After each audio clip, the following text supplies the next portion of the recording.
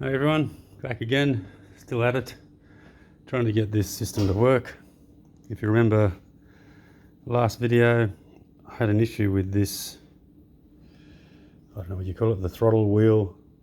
On the other side it seems to work perfectly fine, doesn't hit anything, it's out in the open. This side here, it was really hard up against the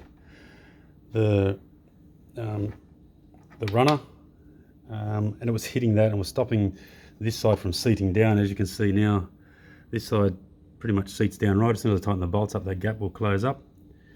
So what I did was I worked out that you can actually remove these runners. See that little, you can remove these throttle linkages. Remember that little grub screw there? You tighten that up, it pushes on the shaft, put some pressure on this plate, and it moves it up. Oops, don't want to lose that little screw there. I'll put this over on the bench now. Don't lose that little nut. So I found this part in the kit, which it doesn't explain what it does, but if you can imagine, this throttle body here had that throttle wheel on it before. What I found in the kit is this little extension piece here, which bolts to the side, hangs further out here, and then that little throttle wheel sticks out the side here. So when that's all together on there, it should actually clear that runner, and the two throttle wheels, this one here and the other one, will stick out here. So I'll do a little bit of work on the bench. I'll assemble these things, just bolt them together. Oops. I'll bolt these together. It has a little plastic coupling that goes between the two. So see this little aluminium coupling on here? It has the opposite half, so I'll get back to you in a second.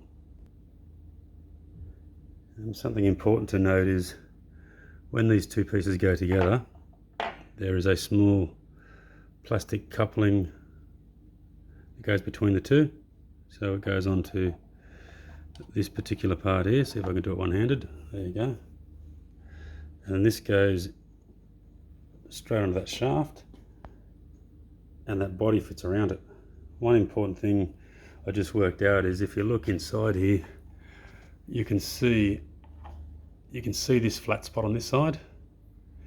You need to orientate this shaft and this half of the coupling so it's in the same position or opposite position. So this coupling half's got to fit that way. So that flat on that side, which is on this side here, that flat has to go up. Oh, sorry, that flat has to go down, which then puts this flat on this side near my pinky finger here in the same orientation as the other side. Otherwise, that little throttle wheel there, the flat doesn't go to the right position, and then this stopper here, which normally came around and stopped up against that block and that adjustment screw there, that stopper there ends up around here. So it's got to end in the same place. So you can see it has the flat on this side of that, on my thumb side of that little wheel. That's got to end up in the same direction out here, so it finishes up against the block.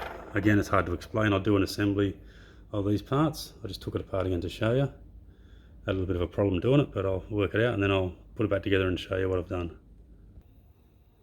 Okay, bit of a recap of what I've done. Bolted the throttle body back on. Put those couplings in the way I showed you with the shaft, so the flat spot is facing up, which puts this wheel in the same position as it was when it was mounted straight to the throttle body.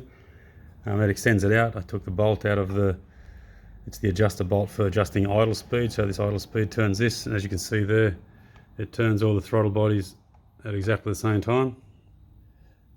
You can see this immediately as soon as I move that one the slightest bit, the rest of them all do exactly the same. So that's just still roughly adjusted because look, it's still not fully bolted down. Once I get it all connected, I'm going to buy some new bolts now. It looks like I don't need spacer plates for in the back because this side has now come down nice and flat. The O-ring should seal that. Got to work out the bracket arrangement that goes onto these little wheels here. I'll show you what they give you in the kit. They give you a couple of these I guess they're like a cable guide. They bolt onto the side.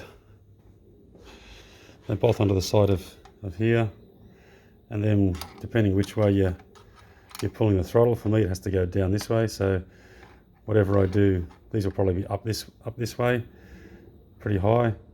The cable will hook in. Oops.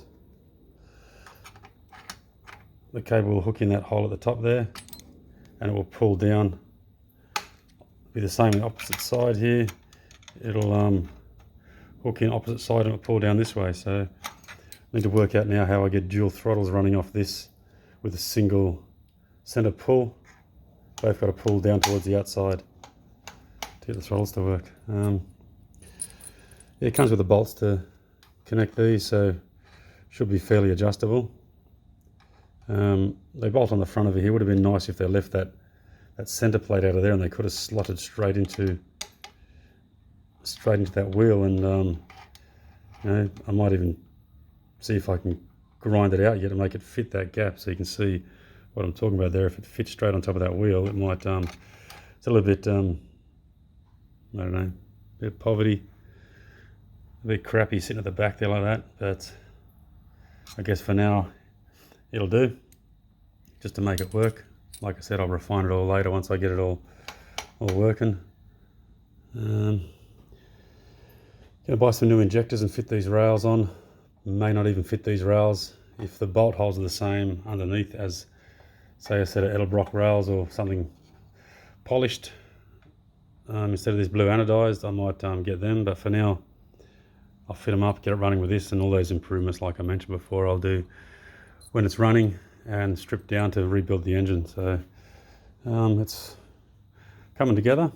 Obviously this fuel rail should be sitting on there, this fuel rail should be sitting on there, so everything sort of lines up evenly. Yeah, it's looking pretty good at the moment. What I got to work out now is I have my throttle, I got my idle air control valve. So out of the old throttle body, the throttle position sensor went in like this. So whenever you rotated the throttle to accelerate, it turns this little sensor by that rod spinning around there. That rod is actually a different size rod to what I have on the other thing, on the throttle bodies. This idle air controller used to go in the port just here, and to adjust the idle air, it moved this plunger back and forward and allowed more air into that throttle body there. So I've got to work out how I put that, maybe a little remote block on my other setup. I'll work out what I've got to do and I'll show you. So like I mentioned, if I take this little cap off here, this shaft is smaller than that in there. So when I actually put it on there, not only is it really sloppy, this system's apparently set up or made for a LS1. This is an LS1 throttle position sensor, TPS. But if you look at the bolt holes in here, they don't actually line up. Where's the bolt holes? There's the bolt holes on the throttle body. And you can see how widely spaced the TPS bolt holes are. So not sure what I got to do with that. I'll have to look for a sensor that fits. Both of these shafts are the same size, so you can either fit it there or you can fit it there. I may have to buy an aftermarket one that I can put on there, and hopefully the pins will be the same as what I got here. It's a 3-pin TPS.